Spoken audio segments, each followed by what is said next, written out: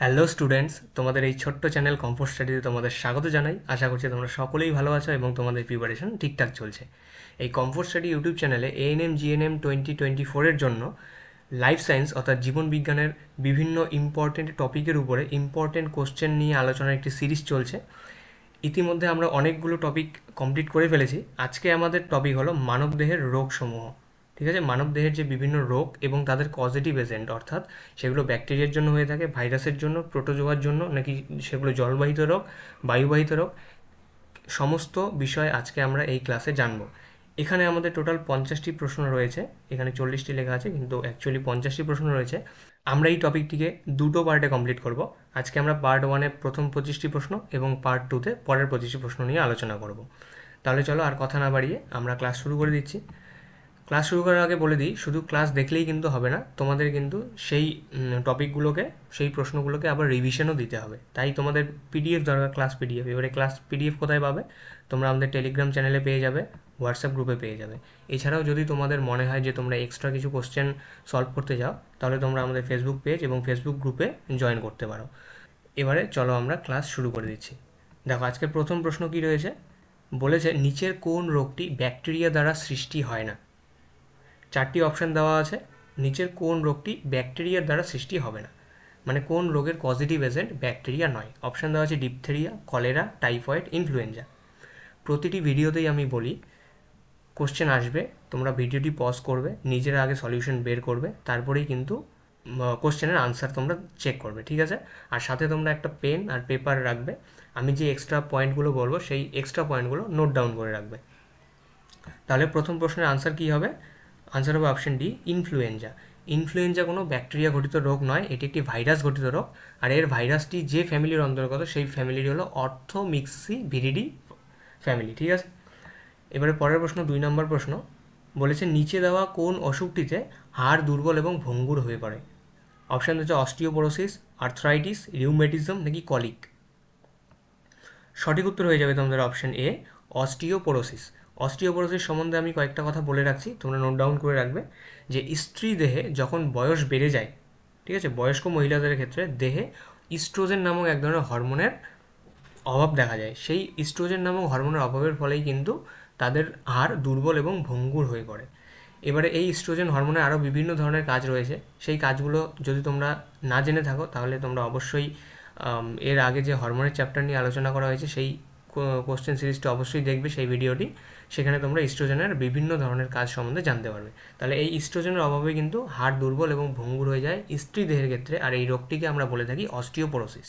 3 নম্বর প্রশ্ন বলেছে লিউকেমিয়া হলো, লিউকেমিয়া কি? ফুসফুসের রোগ, রক্তের রোগ, ত্বকের রোগ, নাকি স্নায়ুর রোগ? সঠিক উত্তর হয়ে যাবে রক্তের রোগ। আমাদের ব্লাড সেলস অর্থাৎ রক্তকণিকার মধ্যে যদি ক্যান্সারের দেখা দেয় তাহলে সেই রোগকে আমরা লিউকেমিয়া বলে থাকি। নেক্সট প্রশ্ন, 4 নম্বর প্রশ্ন বলেছে টাইফয়েড এবং কলেরা কী ধরনের রোগের উদাহরণ? টাইফয়েড এবং কলেরা কী ধরনের রোগ? সংক্রামক রোগ, বাতাসবাহিত রোগ, জলবাহিত রোগ, নাকি কোনোটি নয়? সংক্রামক রোগ বলতে মানে ছোঁয়াচে রোগ আর কি, একজনের থেকে আরেকজনের মধ্যে সংক্রামিত হতে পারে কি না এই ধরনের রোগ, নাকি বাতাস দ্বারা বাহিত হয়, নাকি জল দ্বারা বাহিত হয়? সঠিক উত্তর হয়ে যাবে তোমাদের অপশন সি, জলবাহিত রোগ। জলের মধ্যে যদি টাইফয়েডের ব্যাকটেরিয়া এবং কলেরার ব্যাকটেরিয়া বর্তমান থাকে তাহলে টাইফয়েড এবং কলেরা রোগ হয়ে থাকবে, ঠিক আছে? তাহলে এবারে আমরা জানবো যে টাইফয়েড এবং কলেরা কোন কোন ব্যাকটেরিয়ার জন্য হয়ে থাকে। টাইফয়েডের জন্য যে ব্যাকটেরিয়াটি সেটি হলো সালমোনেল্লা টাইফি। এই সালমোনেল্লা টাইফি নামক ব্যাকটেরিয়ার জন্য টাইফয়েড রোগটি হয়ে থাকবে। আর কলেরা খুব ইম্পর্ট্যান্ট, ভিব্রিও কলেরি নামক ব্যাকটেরিয়ার জন্য কলেরা রোগটি হয়ে থাকবে। নেক্সট, তোমরা কিন্তু এই পয়েন্টগুলো এক্সট্রা করে তোমাদের যে পেজ নিতে বলেছি সেই পেজে কিন্তু করে রাখবে, লিখে রাখবে। পরের প্রশ্ন, 5 নম্বর প্রশ্ন, ম্যালেরিয়া রোগ সৃষ্টিকারী জীবাণুটি এক প্রকারের। ম্যালেরিয়া রোগ যে জীবাণু সৃষ্টি করে সেটি কী ধরনের? সেটি কি ব্যাকটেরিয়া, প্রোটোজোয়া, ভাইরাস, নাকি ছত্রাক? সঠিক উত্তর হয়ে যাবে অপশন বি, প্রোটোজোয়া। তাহলে ম্যালেরিয়া সৃষ্টিকারী জীবাণুটি এক ধরনের প্রোটোজোয়া। প্রোটোজোয়ার নাম কি? সেটা হলো প্লাজমোডিয়াম।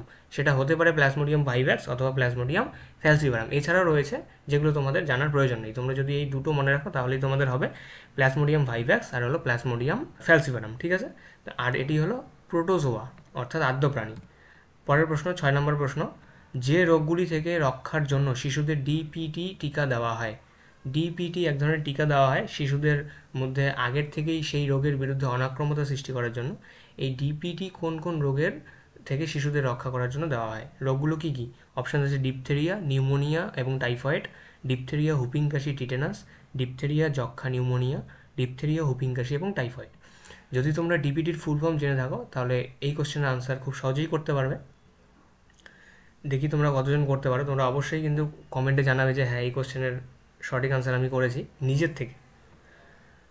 তাহলে সঠিক উত্তর হয়ে যাবে, বলে দিচ্ছি, অপশন বি। তোমরা যারা যারা অপশন বি দিয়েছো সঠিক উত্তর diphtheria, D for diphtheria, P for pertussis যেটাকে আমরা বাংলায় হুপিং কাশি বলে থাকি, আর টি ফর হলো টিটেনাস।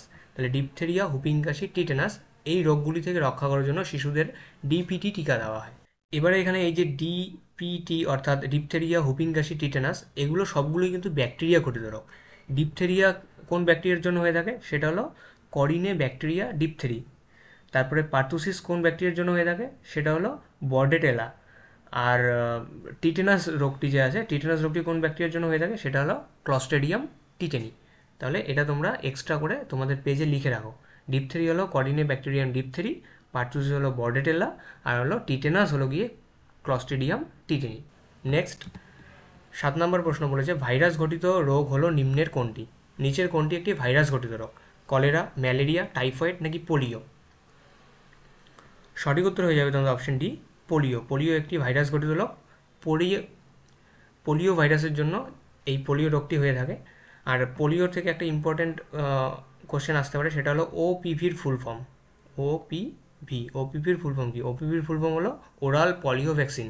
এই যে বাচ্চাদের যে 2 ফোঁটা করে পলিও ড্রপ দেওয়া হয় সেটা হলো ওপিভি, ওরাল পলিও ভ্যাকসিন, যাতে শিশুদের মধ্যে এই পোলিও রোগের জন্য দেহে তাদের অনাক্রমতা সৃষ্টি হয়, এই জন্যই কিন্তু এই ওপিভি দেওয়া হয়।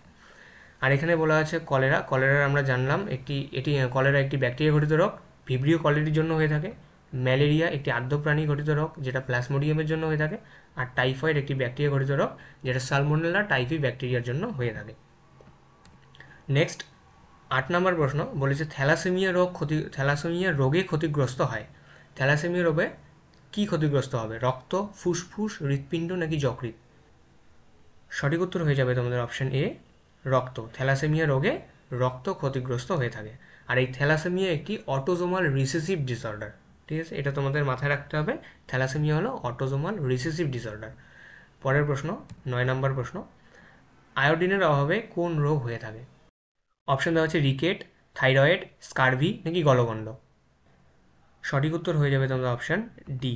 হরমোনের কোশ্চেন প্র্যাকটিস সেশনটি তোমরা যদি দেখে থাকো তাহলে এটার আনসার খুব সহজেই করতে পারবে, কারণ আমরা সেখানে বলেছি যে আয়োডিনের অভাবে আমাদের থাইরয়েড গ্রন্থি কী হয়? ফুলে যায়, আর ফুলে গিয়ে এই গলগণ্ড অথবা গয়টারের সৃষ্টি করে। বোঝা গেল? নেক্সট কোশ্চেন 10 নম্বর প্রশ্ন দেখো কি বলেছে, কুকুর কামড়ালে ড্যাশ রোগটি হতে পারে? কুকুর কামড়ালে কোন রোগ হয়? ম্যালেরিয়া, কালাজ্বর, ডিপথেরিয়া নাকি জলাতঙ্ক? ম্যালেরিয়া মশা কামড়ালে, কালাজ্বর মশা কামড়ালে, ডিপথেরিয়া ব্যাকটেরিয়ার জন্য, অপশন বাকি থাকলো অপশন ডি জলাতঙ্ক। তাহলে কুকুর কামড়ালে জলাতঙ্ক রোগ হয়ে থাকে, এটা আমরা সাধারণত সকলেই জানি। ঠিক আছে, আর এই জলাতঙ্কের টিকা কে আবিষ্কার করেন? খুব ইম্পর্টেন্ট, কমেন্টে জানাও এখনই। জলাতঙ্কের টিকা কে আবিষ্কার করেন? লুই পাস্তুর। খুব ইম্পর্টেন্ট কোশ্চেন, এক্সট্রা পয়েন্ট হিসেবে খাতায় লিখে রাখো। লুই পাস্তুর জলাতঙ্কের টিকা আবিষ্কার করেন। আর এই জলাতঙ্কের জন্য যে ভাইরাসটি দায়ী সেই ভাইরাসটি হলো র্যাবিস ভাইরাস। নেক্সট কোশ্চেন 11 নম্বর প্রশ্ন বলেছে নিম্নলিখিত কোনটি বংশগত রোগ? বংশগত অর্থাৎ বাবা মার থেকে তার সন্তানের মধ্যে সেই রোগটি ট্রান্সফার হবে, এটি হলো বংশগত রোগের বৈশিষ্ট্য। বংশগত রোগ কোনটি? ছানি, হিমোফিলিয়া, পেলেগ্রা নাকি অস্টিওপোরোসিস? সঠিক উত্তর হয়ে যাবে তোমাদের অপশন 2 অথবা অপশন বি হিমোফিলিয়া। হিমোফিলিয়া হলো একটি বংশগত রোগ। পরের প্রশ্ন এবং 12 নম্বর প্রশ্ন বলেছে মাম্পস রোগটি কোন অংশের প্রদাহের কারণে হয়? মাম্পস একটি রোগ, আর প্রদাহ মানে হলো ব্যথা, মানে কোন গ্রন্থির ব্যথার জন্য মাম্পস রোগটি দেখা যায়? অপশন দেওয়া আছে প্যারোটিড গ্রন্থি, সাবলিঙ্গুয়াল গ্রন্থি, ম্যাক্সিলারি গ্রন্থি নাকি ইনফ্রা অরবিটাল গ্রন্থি? সঠিক উত্তর হয়ে যাবে তোমাদের অপশন এ প্যারোটিড গ্রন্থি। এই যে 3টি গ্রন্থি রয়েছে এই 3টি গ্রন্থি আমাদের লালা গ্রন্থি নামে পরিচিত। প্যারোটিড গ্রন্থি, সাবলিঙ্গুয়াল এবং সাবম্যাক্সিলারি সবগুলি হলো লালা গ্রন্থি। আর এই লালা গ্রন্থিগুলির মধ্যে প্যারোটিড গ্রন্থির মধ্যে যদি প্রদাহ সৃষ্টি হয় তাহলে মাম্পস রোগ হয়ে থাকে। আর এই প্যারোটিড গ্রন্থি কোথায় অবস্থান করে এটাও শুনে রাখো, আমাদের যে কান রয়েছে কানের একদম নিচের সাইডে এই প্যারোটিড গ্রন্থি নামক লালা গ্রন্থিটি অবস্থান করে। পরের প্রশ্ন 13 নম্বর প্রশ্ন বলেছে দেখো, নিম্নোক্ত কোন রোগটি মশার কামড়ে হয় না? ঠিক আছে, নিচে 4টি রোগ দেওয়া আছে, কোন রোগটি মশার কামড়ে হয় না? এনকেফ্যালাইটিস মশার কামড়ে হয়ে থাকে, ডেঙ্গু মশার কামড়ে হয়ে থাকে, ম্যালেরিয়া মশার কামড়ে হয়ে থাকে। কোন রোগটি হয় না? সঠিক উত্তর হয়ে যাবে তাহলে তোমাদের বার্ড ফ্লু। নেক্সট 14 নম্বর প্রশ্ন বলেছে কালাজ্বর রোগটির জন্য দায়ী। কালাজ্বর রোগটির জন্য কি দায়ী? ভাইরাস, প্রোটোজোয়া, ব্যাকটেরিয়া নাকি ছত্রাক? তোমাদের সঠিক উত্তর হয়ে যাচ্ছে অপশন এ, প্রোটোজোয়া। প্রোটোজোয়া ঘটিত রোগ হলো কালাজ্বর। আর এই কালাজ্বরের জন্য যে প্রোটোজোয়াটি দায়ী সেটি হলো লেশম্যানিয়া ডোনোভানি। ঠিক আছে, কালাজ্বরের জন্য যে প্রোটোজোয়াটি দায়ী তার নাম হলো লেশম্যানিয়া ডোনোভানি। এটাও তোমরা এক্সট্রা পয়েন্ট হিসেবে খাতায় লিখে রাখবে। নেক্সট 15 নম্বর প্রশ্ন বলেছে এইচআইভি হলো এক বিশেষ প্রকারের, এইচআইভি খুব পরিচিত একটি ভাইরাস, এইচআইভি হলো এক বিশেষ প্রকারের ডিএনএ আরএনএ, ডিএনএ ও আরএনএ নাকি কোনোটাই নয়? সঠিক উত্তর হয়ে যাবে তোমাদের অপশন বি, আরএনএ। এইচআইভি হলো এক ধরনের আরএনএ ভাইরাস। এইচআইভির ফুল ফর্ম কি? Human immuno deficiency virus. Next বলেছে 16 নম্বর প্রশ্ন, রক্তে অণুচক্রিকা পরিমাণ কমে গেলে যে রোগ হয় তা হলো নিম্নের কোনটি? রক্তের অণুচক্রিকার পরিমাণ যদি কমে যায়, আমাদের রক্তকণিকাগুলো কী কী? শ্বেত রক্তকণিকা, লোহিত রক্তকণিকা আর হলো অণুচক্রিকা। এই রক্তে যদি অণুচক্রিকার পরিমাণ কমে যায় তাহলে নিম্নের কোন রোগটি হয়ে থাকে? অ্যানিমিয়া, লিউকোমিয়া, পারপিউরা নাকি লিউকোপেনিয়া? সঠিক উত্তর হয়ে যাবে তোমাদের অপশন সি, পারপিউরা। দেখো, রক্তে যদি লোহিত রক্তকণিকা অথবা আরবিসির পরিমাণ কমে যায় তাহলে সেখানে অ্যানিমিয়া এবং লিউকোমিয়া হয়ে থাকে। আর যদি রক্তের ডব্লিউবিসি অর্থাৎ শ্বেত রক্তকণিকার পরিমাণ কমে যায় তাহলে সেক্ষেত্রে লিউকোপেনিয়া হয়ে থাকে। নেক্সট 17 নম্বর প্রশ্ন বলেছে এইডস রোগটি যে ধরনের জীবাণুর কারণে ঘটে সেটি হলো, এইডস রোগটির জন্য দায়ী কি? ভাইরাস, ব্যাকটেরিয়া, প্রোটোজোয়া নাকি ছত্রাক? খুব সোজা কোশ্চেন, অবশ্যই হয়ে যাবে ভাইরাস। কোন virus? HIV virus, human immuno deficiency virus. এই এইচআইভি ভাইরাসের জন্যই এইডস রোগটি হয়ে থাকে। নেক্সট 18 নম্বর প্রশ্ন, মায়োপিয়া রোগটির সঙ্গে সম্পর্কযুক্ত, মায়োপিয়ার সাথে কোন রোগটি সম্পর্কিত? ফুসফুস, মস্তিষ্ক, কান নাকি চোখ? সঠিক উত্তর হয়ে যাবে তোমাদের চোখ। নেক্সট 19 নম্বর প্রশ্ন বলেছে এইডস রোগের পরীক্ষা করার জন্য এলাইজা বা ALISA টেস্ট করা হয়। এখানে এলাইজা এর এর অর্থ কী? মানে দ্বারা কী বোঝানো হয়? এনার্জি, ইঞ্জিনিয়ার, এনজাইম নাকি এরগোমিটার? সঠিক উত্তর হয়ে যাবে তোমাদের এনজাইম। এবারে এলাইজার ফুল ফর্ম কি সেটা আমরা পরের স্লাইডে দেখি। এলাইজার ফুল ফর্ম দেখো কী আছে, এনজাইম লিঙ্কড ইমিউনোসরভেন্ট এসে। এখান থেকে আরও একভাবে কোশ্চেন আসতে পারে যে আমরা যদি এইডস রোগের পরীক্ষা করতে চাই তাহলে আমাদের কোন টেস্টটি করাতে হবে? অনেকগুলো অপশন আসতে পারে, 4টা অপশন আসছে, সেই 4টার মধ্যে যদি এলাইজা থাকে তাহলে এলাইজাই হয়ে যাবে আমাদের সঠিক উত্তর। নেক্সট 20 নম্বর প্রশ্ন, হামের ভাইরাসের নাম কি? হামের ভাইরাসের নাম কি? রুবিওলা, ভ্যারিওলা, র্যাবিস নাকি ফ্ল্যাবি ভাইরাস? সঠিক উত্তর হয়ে যাবে তোমাদের অপশান এ, রুবিওলা। রুবিওলা রোগের জন্য হাম হয়ে থাকে আর ভ্যারিওলার জন্য কিন্তু বসন্ত হয়ে থাকে। তাহলে দুটোর মধ্যে কনফিউশন হতে পারে, কার জন্য কি? রুবিওলার জন্য হলো হাম আর ভ্যারিওলার জন্য হলো বসন্ত। এক্সট্রা পয়েন্ট হিসেবে তোমরা খাতায় লিখে রাখতে পারো। 21 নম্বর প্রশ্ন, হামের জন্য কোন টিকা দিতে হয়? ডিপিটি, বিসিজি, হেপাটাইটিস বি নাকি MMR? সঠিক উত্তর হয়ে যাবে তোমাদের MMR। এই MMR এর ফুল ফর্ম কি? MMR এর ফুল ফর্ম হলো মিসেলস, মাম্পস, রুবেলা ভ্যাকসিন। ঠিক আছে, এই হামকে ইংলিশে আমরা মিসেলস বলে থাকি, তাহলে MMR এর ফুল ফর্ম হবে মিসেলস, মাম্পস, রুবেলা ভ্যাকসিন। এই টিকাটি দেওয়া হয় হামের জন্য। এবারে নেক্সট স্লাইডে দেখো বলেছে যক্ষার জন্য কি দেওয়া হয়? BCG টিকা দেওয়া হয়। ডিপথেরিয়া, হুপিং কাশি, ধনুষ্টঙ্কারের জন্য আমরা ডিপিটি দিয়ে থাকি, আর হামের জন্য হয় MMR টিকা। নেক্সট 22 নম্বর প্রশ্ন, চিকনগুনিয়া কোন মাধ্যম বাহিত রোগ? কিসের মাধ্যমে চিকনগুনিয়া রোগ ছড়ায়? পতঙ্গ, জল, বায়ু নাকি মানুষ? সঠিক উত্তর হয়ে যাবে তোমাদের অপশান এ, পতঙ্গর জন্য হয়ে থাকে। সেই পতঙ্গটা কি? এডিস মশা। এডিস মশার জন্য এই চিকনগুনিয়া রোগ ছড়ায়। পরের প্রশ্ন, হেপাটাইটিস বি ভাইরাস কোন রোগটির জন্য দায়ী? অপশান দেওয়া আছে জন্ডিস, ডেঙ্গু, ম্যালেরিয়া নাকি কালাজ্বর? হেপাটাইটিস বি ভাইরাস জন্ডিস রোগের জন্য দায়ী। নেক্সট কোশ্চেন দেখি, বলেছে স্ট্রোক শরীরের কোন অংশের রোগ? স্ট্রোক শরীরের কোন অংশে হয়ে থাকে? মস্তিষ্কে, যকৃতে, কিডনিতে নাকি প্লীহাতে? সঠিক উত্তর হয়ে যাবে তোমাদের অপশন এ, মস্তিষ্কে স্ট্রোক হয়ে থাকে। আজকের লাস্ট প্রশ্ন। আমাদের অ্যাকচুয়ালি কোশ্চেন আছে 50টি, কিন্তু আমরা পার্ট 1-এ 25টি প্রশ্ন আর পার্ট 2-তে 25 প্রশ্ন নিয়ে আলোচনা করবো, যেহেতু প্রথমেই বললাম, তাই সেই হিসেবে আমাদের লাস্ট প্রশ্ন আজকে সেটা হলো 25 নম্বর প্রশ্ন। বলেছে সূক্ষ্ম রক্তনালিকার পরীক্ষা করার প্রযুক্তির নাম কি? অ্যাঞ্জিওগ্রাম, অ্যাঞ্জিওপ্লাস্টি, ইটিটি নাকি ইসিজি? সঠিক উত্তর হয়ে যাবে তোমাদের অ্যাঞ্জিওগ্রাম। অ্যাঞ্জিওগ্রাম হলো সূক্ষ্ম রক্তনালিকার পরীক্ষা করার প্রযুক্তির নাম হলো অ্যাঞ্জিওগ্রাম। আর ইসিজি কি? ইসিজির মাধ্যমে তো আমরা হার্টের যে রিদমিসিটি সেটাকে আমরা চেক করতে পারি। ঠিক আছে, দেখো এখানে বলে দেওয়া আছে অ্যাঞ্জিওগ্রাম হলো একটি বিশেষ এক্স রে পদ্ধতি যা করোনারি রোগের ডায়াগনস্টিক, করোনারি রোগ বলতে এই যে তোমার সূক্ষ্ম যে রক্তনালিকা আছে সেই রক্তনালিকার কথা বলা আছে।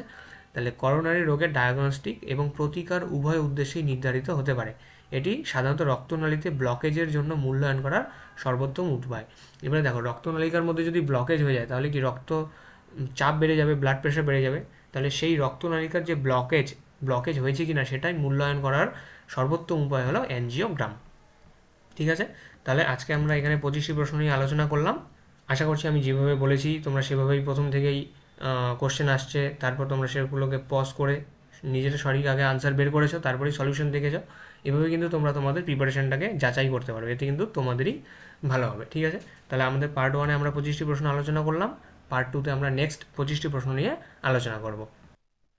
ভিডিওটি শেষ করার আগে আবারও বলে দিচ্ছি, তোমরা পিডিএফটি ডাউনলোড করবে টেলিগ্রাম থেকে, যার লিঙ্ক আমি ডেসক্রিপশনে দিয়ে দেবো। আর পিডিএফটি ডাউনলোড করার পরে তোমরা আমাদের এই channel, Facebook ID, Facebook page, WhatsApp group সবগুলোতে জয়েন করার জন্য এখানেই লিঙ্ক পেয়ে যাবে। এখানে ক্লিক হিয়ারে ট্যাপ করলেই তোমরা সরাসরি সেই গ্রুপে অথবা পেজে চলে যেতে পারবে।